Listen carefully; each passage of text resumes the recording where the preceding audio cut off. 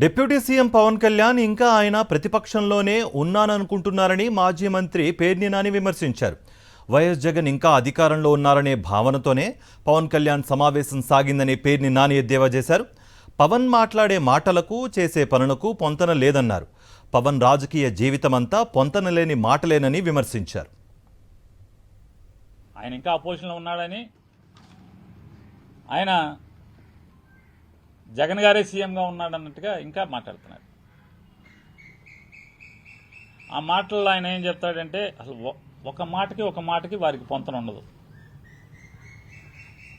2019లో నన్ను ఇట్టాగే నుంచోమన్నారు, నన్ను ఓడిచ్చారంటాడు. వెంటనే అంటాడు, 11 సీట్లకు పరిమితమైన వాళ్ళు వీళ్ళ మన మీద సెటైర్లు. మరి ఒక చోట కూడా గెలవన్న వాళ్ళు పవన్ కళ్యాణ్ గారు. మీరు 2019 నుంచి 24 దాకా జగన్ గారి మీద ఎన్ని మాటలు మాట్లాడారు, జగన్ గారి ప్రభుత్వం గురించి ఎన్ని సెటైర్లు వేశారు, ఎన్ని అసత్యాలు మాట్లాడారు. మరి మీ స్థితి ఏంటి? జగన్ గారు గెలిచాడు, 11 సీట్లు వచ్చినాయి, మీ మీద సెటైర్లు వేస్తున్నాడు. పోనీ అనుకోవచ్చు, వైఎస్ఆర్ కాంగ్రెస్ పార్టీ సెటైర్లు వేస్తుంది 11కి వచ్చి. మరి మాకు 11కి వస్తేనే అర్హత లేకపోతే 175 చోట్ల పోటీ చేసి ఒక్క చోట గెలిచి మీరు 2 చోట్ల ఓడిపోతే మీకు అర్హత ఉందా? మీకు ఎక్కడి నుంచి వచ్చింది అర్హత అన్న? మీకు ఆ రైట్ ఎక్కడిది?